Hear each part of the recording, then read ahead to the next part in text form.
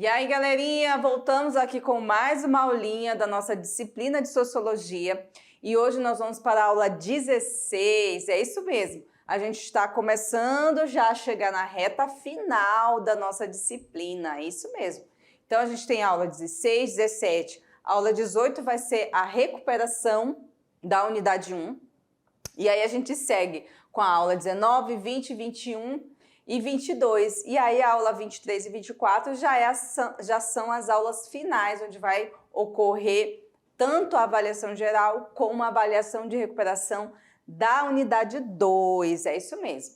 E na aula de hoje, galerinha, nós vamos trabalhar um tema bastante importante, principalmente para a nossa região aqui de Rondônia, porque a gente vai falar de um tema que faz parte da vida de muitos alunos que nos assistem agora, muitos alunos e alunas que vivem nas regiões rurais. Será que você sabe qual é o tema de hoje?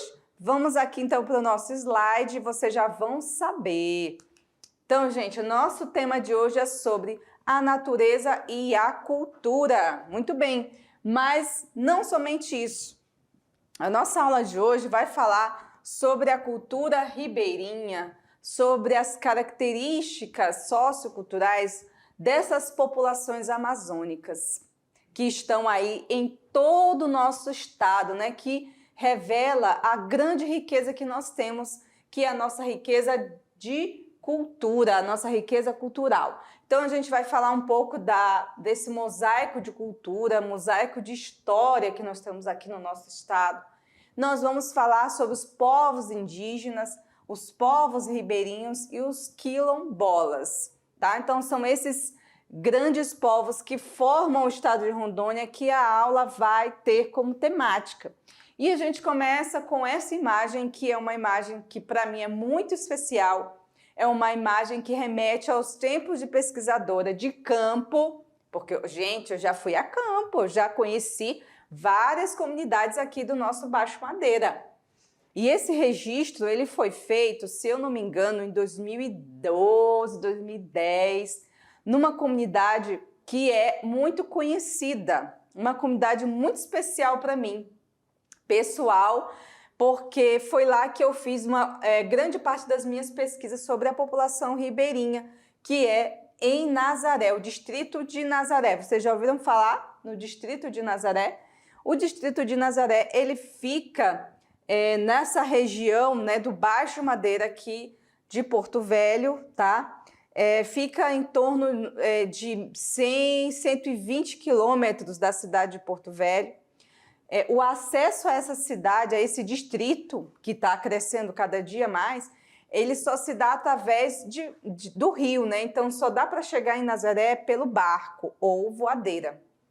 E essa imagem aqui, gente, é a imagem de um lago que corta ali o distrito de Nazaré e uma outra comunidade, que eu não lembro agora o nome, mas é o nome de Santos, se eu não me engano. E aí do outro lado tem outra comunidade, no meio passa esse lago, onde essa visão aí é bem bonita, bem característica das nossas comunidades. É um momento aí, você vê que pela foto, vocês que são daqui, sabem que é na época da cheia, né? Quando a água está bem mais limpa, quando o rio está mais cheio, você percebe que as margens ficam bem menos evidentes, é porque nós estamos no período da cheia. Quem vive aqui sabe do que eu estou falando, né? E aí esse lago aí que passa é chamado de Lago do Furo, fica no distrito de Nazaré. E vocês alunos, eu sei que tem alunos aí de Nazaré, né, de escolas aí da região, então vou aproveitar esse momento para mandar um abraço muito carinhoso para vocês, dizer que eu estou com saudade de caminhar aí pelas pequenas ruas, né, as passarelas aí de Nazaré, e estou com saudade de comer também aquele peixe frito que tem aí também, que é muito bom. Bom, então a gente vai falar sobre essa riqueza, mas antes a gente vai falar sobre o conceito maior, que é o conceito da Amazônia. Vocês aí, alunos e alunas, já ouviram falar do significado do conceito de Amazônia? E por que a Amazônia é tão importante para o mundo? Por que é feito tantas discussões, diálogos? Por que existem tantas narrativas sobre a Amazônia, né? E você também, aí outra pergunta que eu vou fazer para vocês. Vocês acham que a Amazônia fica só no Brasil ou a Amazônia também está presente em outros países aqui da região sul, né, da América do Sul? Hein? E aí, pessoal? Então vamos começar aqui falando da Amazônia. A Amazônia ou Amazônia, ela é uma região aqui da América do Sul, tá? Ela é definida pela bacia do rio Amazonas, que é um dos maiores rios do mundo, né? E ela também é coberta pela... grande parte dessa Amazônia, ela é coberta pela floresta tropical, né? Mas também ela é conhecida como a floresta equatorial da Amazônia, ou Ileia amazônica. E agora, respondendo aí o questionamento que vocês devem estar pensando, talvez respondido, se a Amazônia ela fica só no Brasil. E digo a vocês que não, tá? A Amazônia não fica só no Brasil. Porém, a maior parte do território amazônico está no Brasil. Se vocês verem aí no mapa, vocês vão verificar que o Brasil detém a maior parte, né, do território amazônico, que vai mais ou menos nessa linha que eu estou colocando aqui para vocês.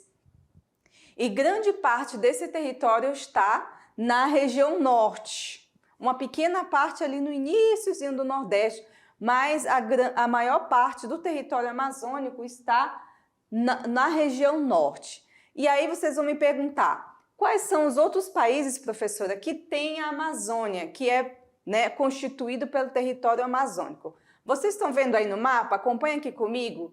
Nós temos aqui vários países que têm no seu território a floresta amazônica. Uma delas é a Bolívia, né, que fica bem do ladinho aqui do nosso estado de Rondônia, faz fronteira com o estado de Rondônia. E vocês sabem onde é que a Bolívia faz fronteira com Rondônia, pessoal? Alguém aí sabe? Se sabe, me responde aí, fale aí, pode falar, pode falar.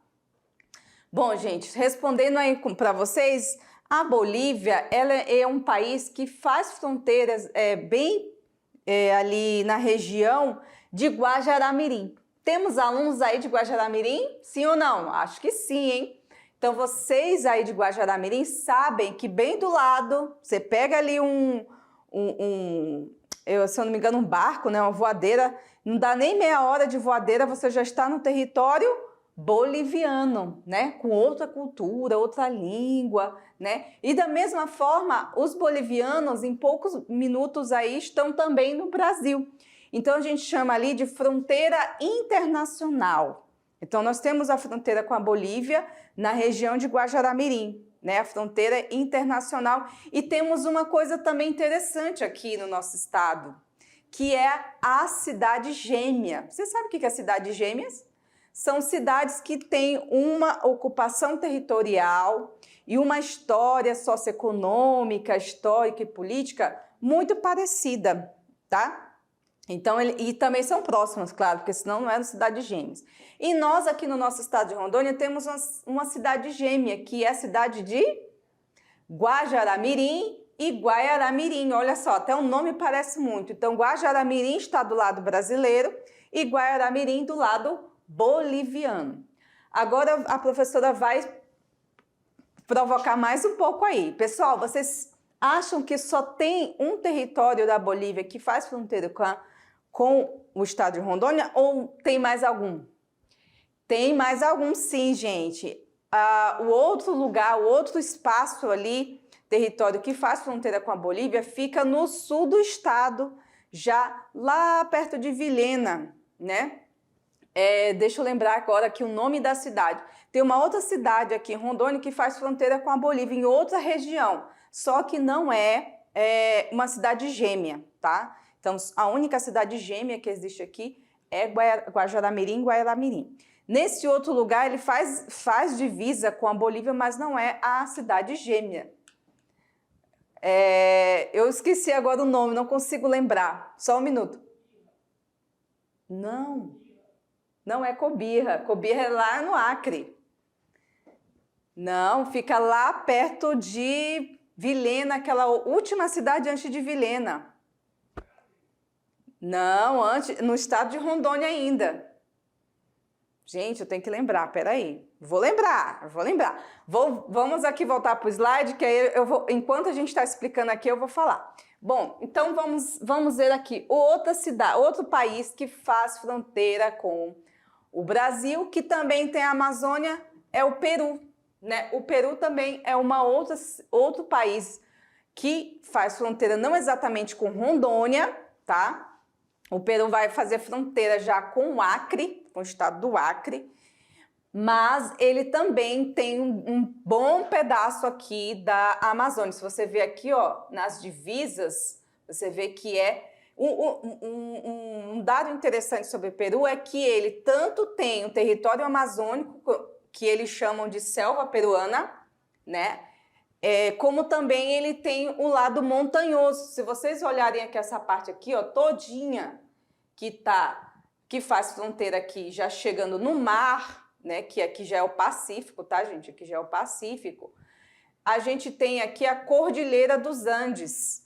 Então, nesse pedaço que vem do Equador, Peru até o Chile, passa pela Bolívia também, nós temos a Cordilheira dos Andes.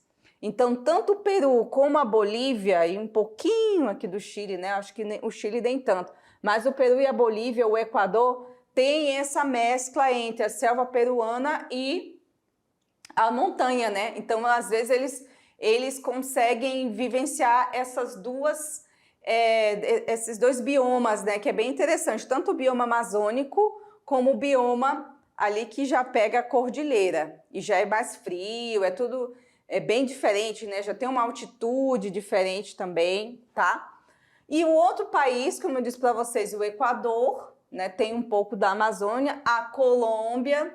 A Colômbia já vai fazer fronteira com o Amazonas, né?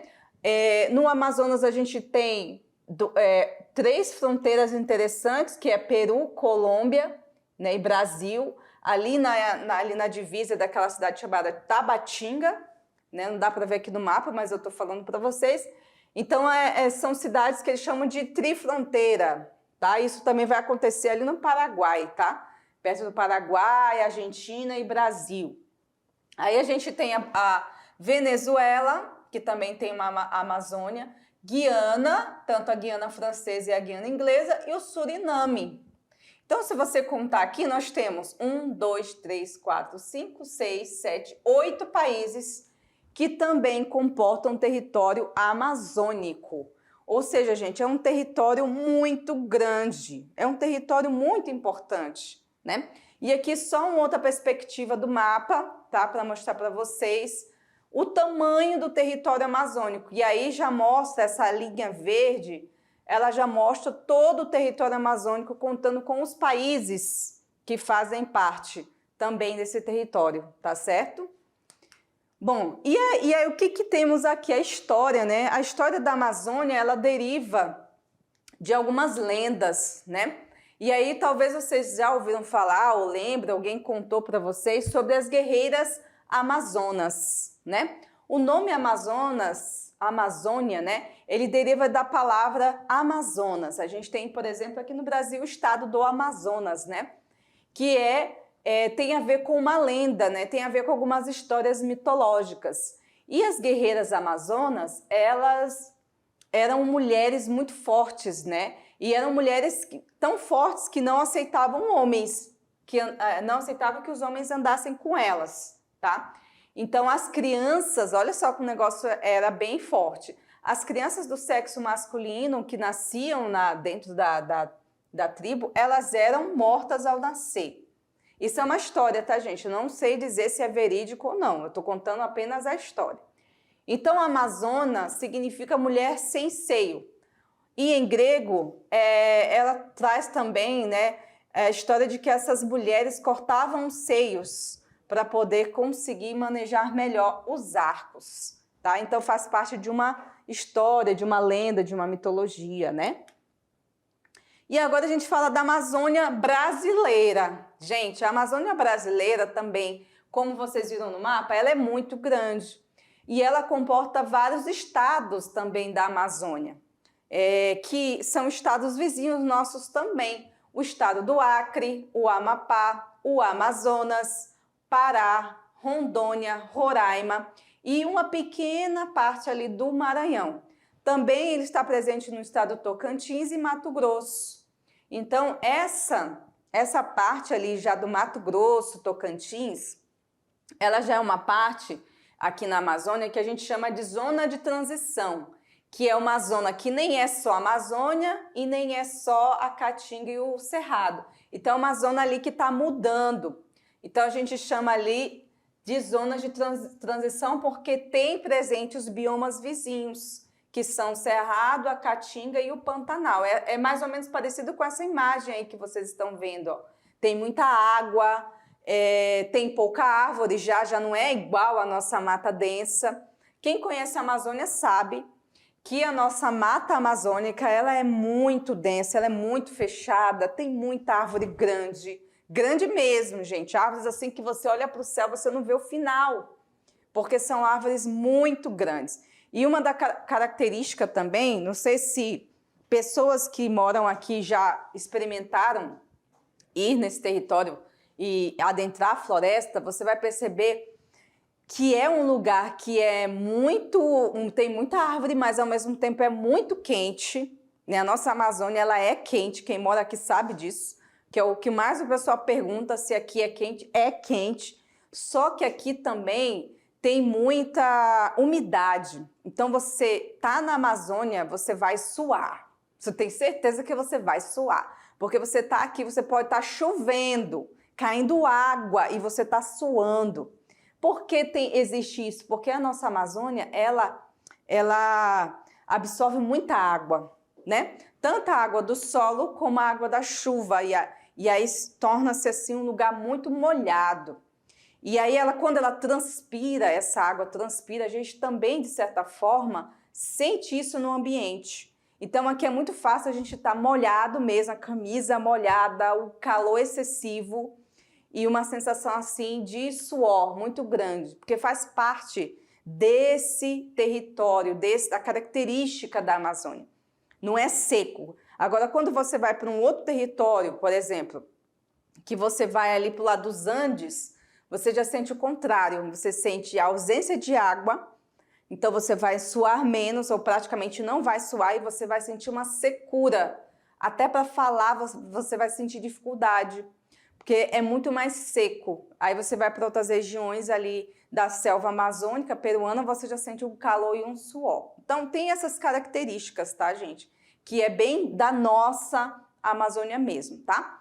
Então vamos aqui continuar verificando sobre essa história maravilhosa. A Amazônia, o que é mais interessante de falar da Amazônia é que a Amazônia não é uma coisa só. Outra questão também muito discutida é falar que tudo aqui é mato. Um dia desse eu estava numa live com um pessoal que ia formar um grupo de pessoas para conhecer a Amazônia e queriam saber o que nós, pesquisadores, poderíamos ajudar eles. E aí uma coisa que eu chamei muita atenção deles foi não chegar aqui perguntando se aqui tem mato, se aqui tem internet, se a gente cria onça no quintal, porque é uma coisa tão, sabe, tão ultrapassada que vira piada entre nós aqui, gente. Vocês acham que vocês fazem piada com a gente, né? Porque a gente mora aqui na Amazônia, mas a gente também faz piada com vocês, tá? Uma delas é falar que vocês não estudam geografia, porque vocês não sabem nem onde fica o território amazônico, né? A gente fica, poxa, não estudou geografia, né? Que pena. Porque é uma pergunta muito, muito besta.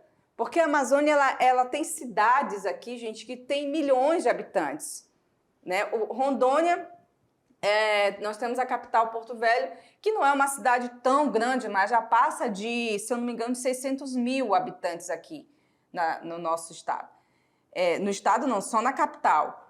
Mas a gente tem a cidade de Manaus. A cidade de Manaus, se eu não me engano, não tem mais de 3 milhões de habitantes. Então, falar que não tem nada aqui, gente, é uma besteira, né?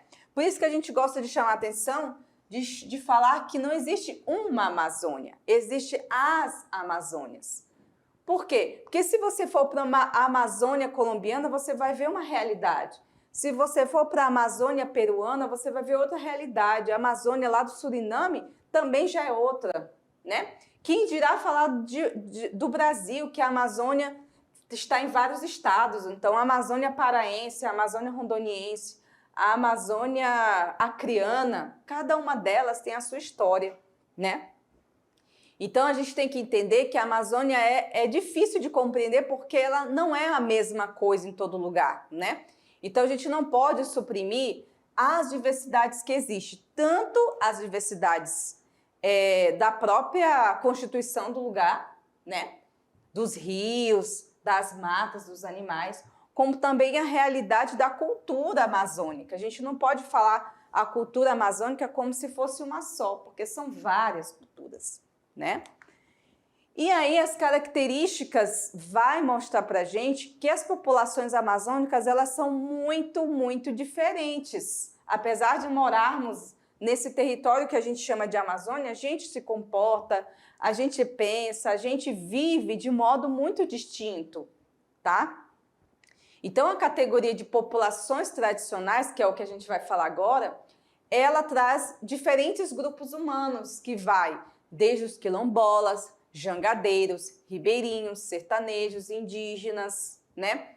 E eles vão constituir muitas ambiguidades, que mistura tanto as categorias das populações nativas como as categorias sociológicas e políticas. Por isso que é importante a gente estudar as populações. E foi uma coisa que eu chamei a atenção nessa reunião que eu tive com esse grupo, de falar para eles não chegarem aqui com uma receita pronta, né? Não chegar aqui ditando verdades. Ah, porque vocês aí precisam melhorar, vocês precisam saber trabalhar, viver. Chegar aqui querendo neocolonizar, né? Porque o pensamento das pessoas que vêm para a Amazônia é como se a gente não soubesse de nada, né? Como se a gente precisasse que eles dissessem o que a gente tem que fazer. Tanto na questão política, como na questão urbana, na questão cultural, como se aqui a gente não soubesse de nada. E, na verdade, a gente tem que chegar com o ouvido aberto para ouvir mais do que falar. Entender mais cada população, cada dilema, cada drama que a gente vive aqui. Porque nem tudo são flores. Nós vivemos num lugar abençoado, porque temos um lugar belíssimo, né? Que é outra coisa também que se contesta. Ah, porque aqui é feio. Não é. Nós moramos num lugar lindo, com muitos lugares paradisíacos, com uma abundância de água que faz inveja a qualquer lugar, porque nós temos muita água, muito recurso hídrico. Temos uma cultura maravilhosa, pessoas bonitas, né, marcado pela miscigenação, mas também temos problemas, então nem tudo é perfeito, né? E aí a gente precisa entender que cada lugar vai ter a sua forma de encarar esses problemas, né? Então, voltando aqui para o slide, a gente verifica que as populações amazônicas, elas são diferentes, tá? Então, essas dificuldades, elas têm todo um desafio nas políticas públicas, tá? Então, não dá para chegar aqui com uma receita pronta para levar soluções para todos os grupos. Ai, não, tudo que a gente planejar aqui, a gente vai colocar para os ribeirinhos, para os indígenas, para os sertanejos, vai dar certo. Gente, não é assim, tá? Não é assim que funciona. Em lugar nenhum, nem que seja em outro lugar do país, a gente precisa olhar para as populações e ouvir mais eles do que falar, né? Então, as sociedades tradicionais, elas primeiro têm que ser compreendidas e não julgadas, né? E compreender a fundo esses grupos humanos que são diferenciados do ponto de vista cultural, né? Que reproduzem historicamente seu modo de vida com um lugar até mais isolado, né? Com base numa cooperação maior na sociedade deles, com relações mais próximas com a natureza, que coisa que a gente aí em outros lugares do mundo ou em outros estados ou em outras regiões do Brasil achamos que é uma besteira. Ah, mas esse pessoal gosta de viver no mato, né? O pessoal parece que gosta dessa vida de pobre e não entendem o tamanho da riqueza que é você viver no mato. Você escolher viver ali e você ter qualidade de vida que em outros lugares a pessoa não tem. E então, a gente também tem que reconhecer que eles também construíram, durante séculos e séculos, o conhecimento tradicional, né?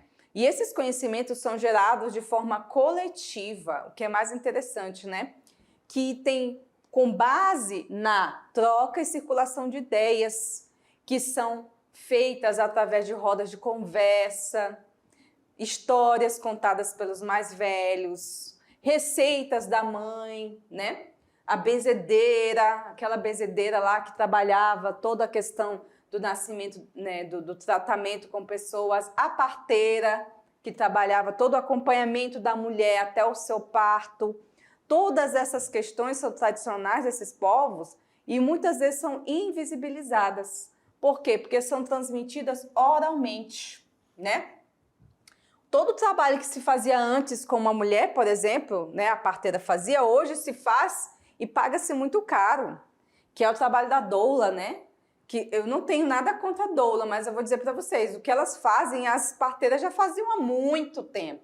Há muito tempo. O conhecimento que elas tinham já perdurava por anos, entendeu? Então não é uma coisa que surgiu ontem, não, gente. São anos e anos de cultura passada de forma oral, né? Ou seja, as pessoas contam as histórias, ensinam. Não tem um livro, não tem um manual para ensinar.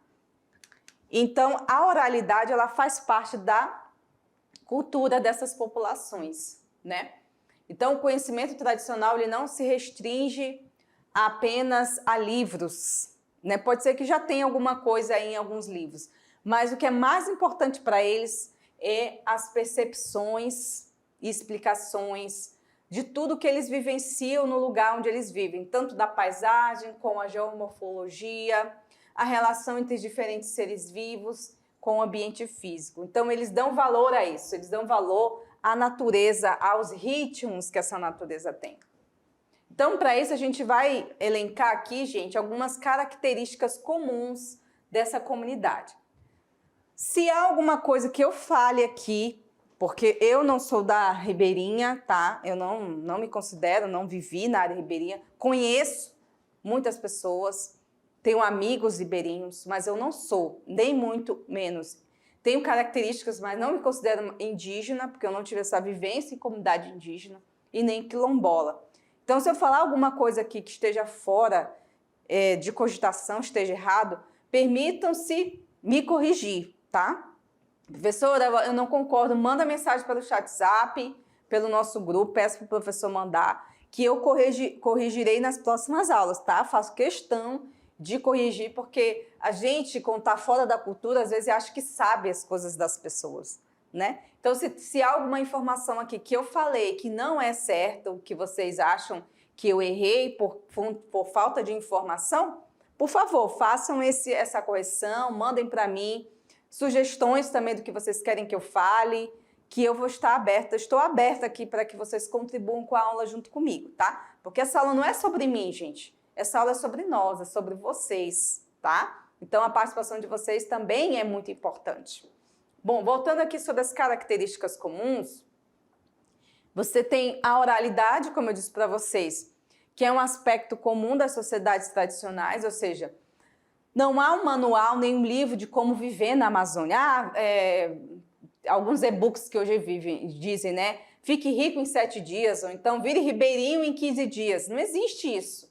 Porque o que conta é a vivência, né? E esse saber viver na área ribeirinha acontece no dia a dia. Você vê aqui a imagem, a mulher transportando ali através do principal meio de transporte das comunidades ribeirinhas, que é a canoa. Agora, a gente coloca uma pessoa que nunca andou numa canoa na vida, coloca ela em cima e manda ela sair do lugar. Ela simplesmente vai travar, primeiro pelo medo, porque a canoa mexe muito, né? Quem já andou de canoa sabe. Para vocês que já vivem aí, é normal, entra na canoa, entra até brincando, rindo, até pulando. Agora, eu que não vivo aí, como vocês vivem, quando eu vou entrar na canoa, eu tenho a sensação que eu vou cair a qualquer momento. Porque o rio não é parado, então você fica ali naquela sensação que está sem equilíbrio. E segundo, que eu não sei remar. Eu não sei remar, gente, é sério.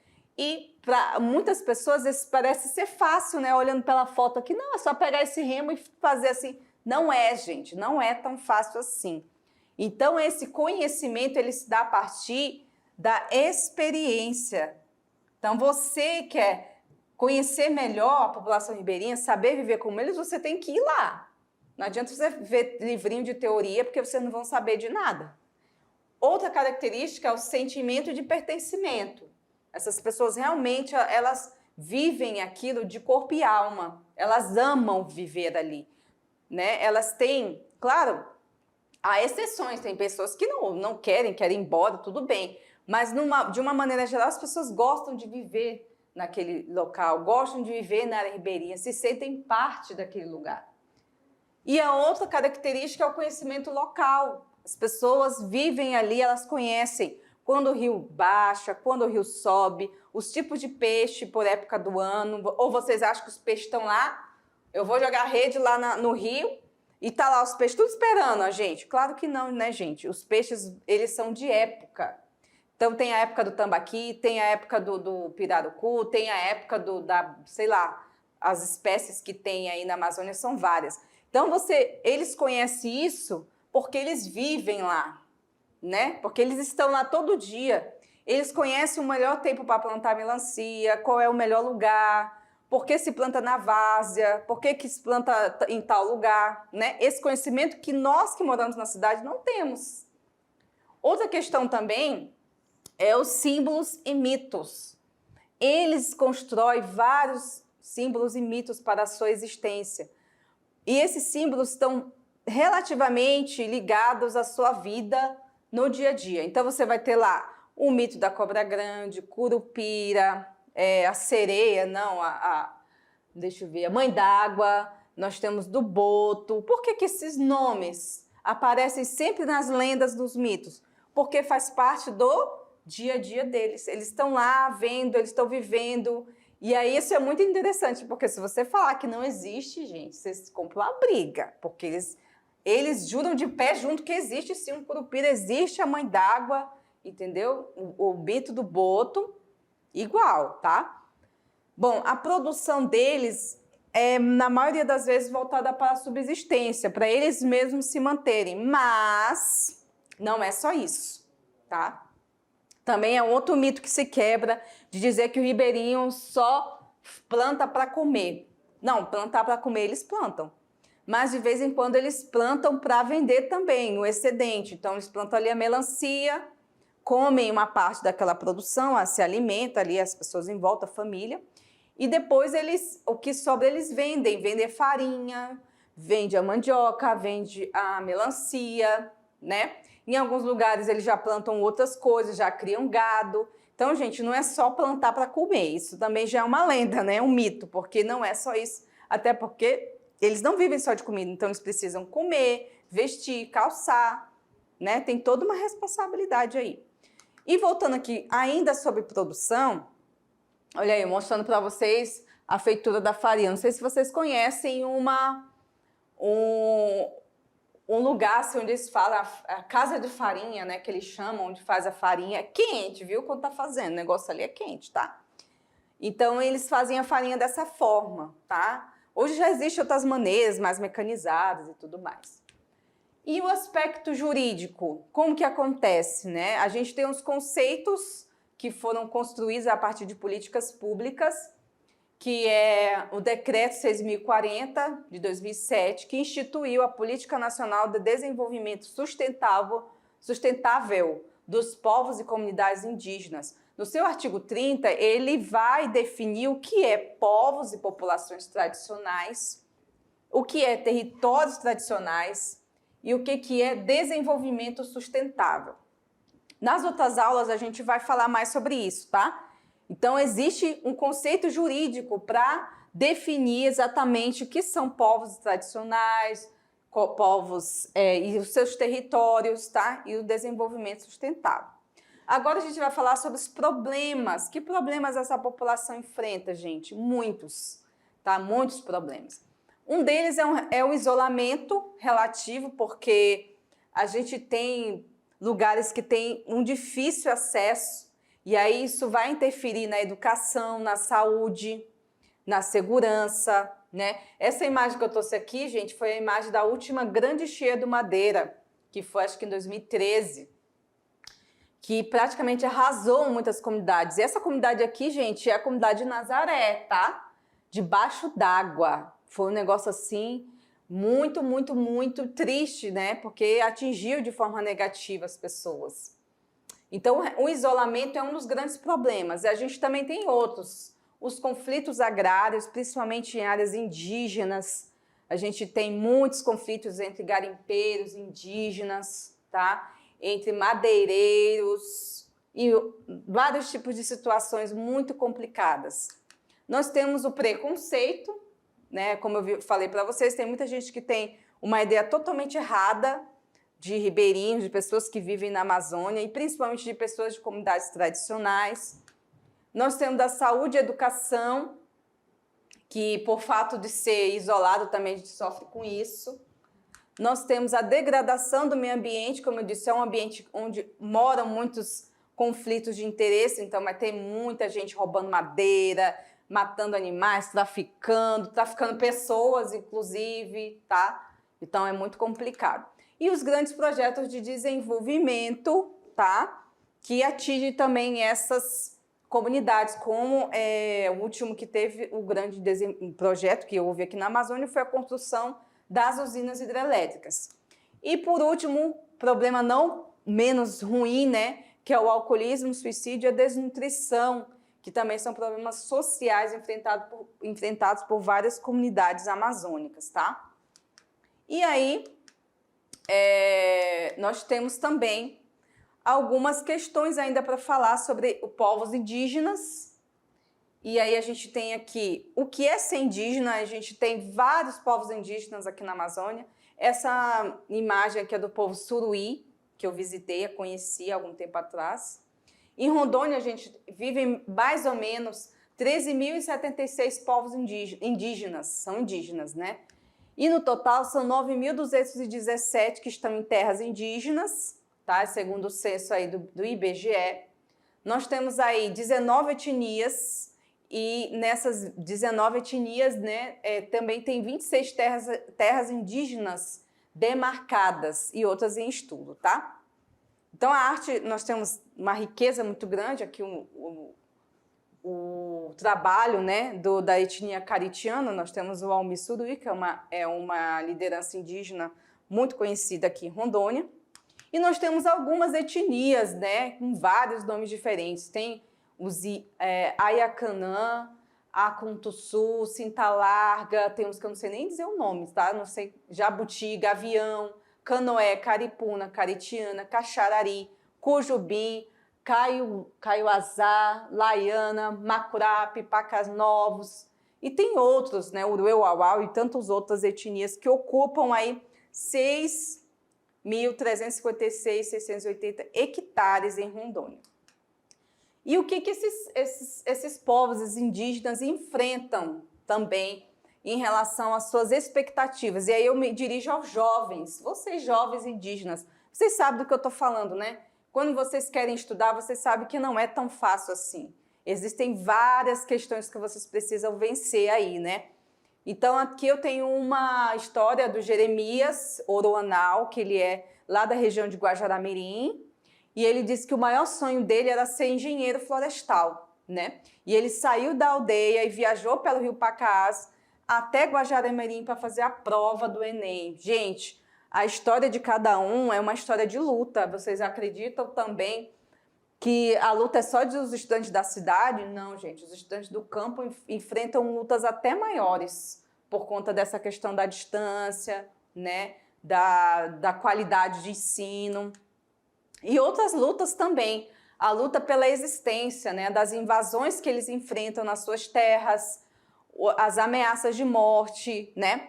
E tudo isso faz relação com a expansão do agronegócio. Não é demonizando o agronegócio não, gente, mas muitos desses problemas, eles vêm desse descontrole do agronegócio, que ocasiona tanto a degradação ambiental como a ameaça aos territórios dos indígenas, tá? Então, esses indígenas, eles ficam acuados, porque eles não conseguem ter uma vida de qualidade, né? Sempre com medo de morrer, sempre com medo de ser atacado.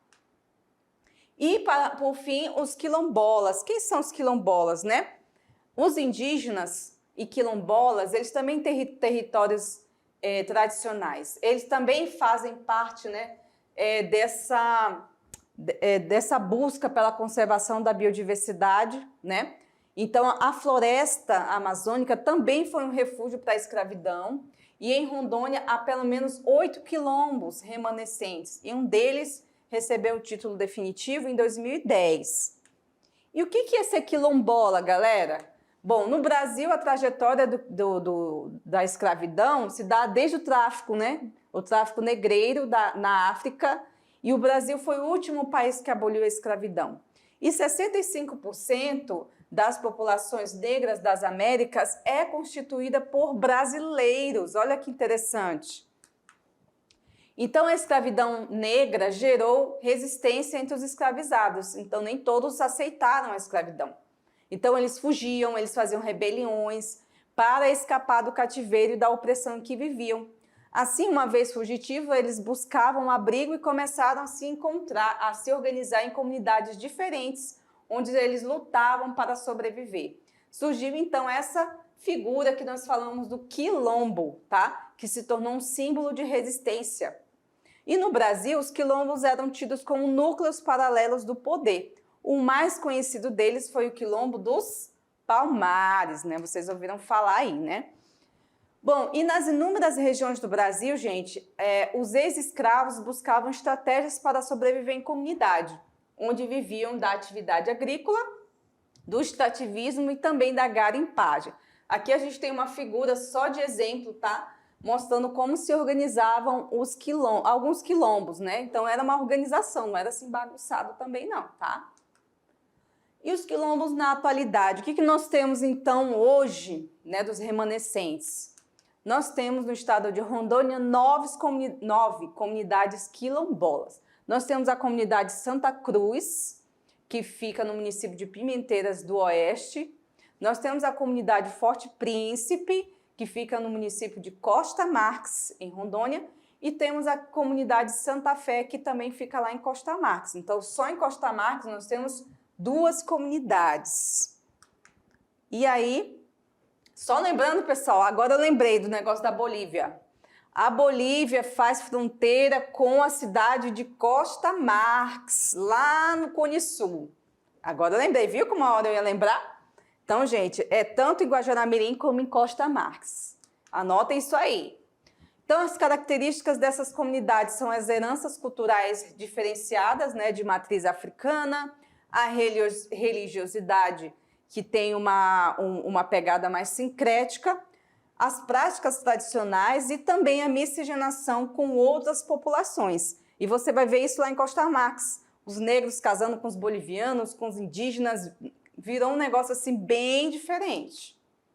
Os enfrentamentos, eles também passam por dificuldades parecidas com outros grupos, que é o preconceito, a falta de mobilidade, né? A falta de reconhecimento dos seus territórios, a dificuldade de escoar a sua produção, o resgate das suas práticas tradicionais, a falta de mobilização dos próprios remanescentes, as precariedades nas condições de vida e também uma educação de qualidade. Gente, então, para todas essas comunidades, né, passando aqui para o final da nossa aula, há as questões boas, as questões positivas e aos enfrentamentos, tá? Chegando aqui ao final da nossa aula, espero que vocês tenham gostado e daqui a pouco a gente volta para fazer a revisão e a correção do conteúdo. Então, aguardo vocês, até mais.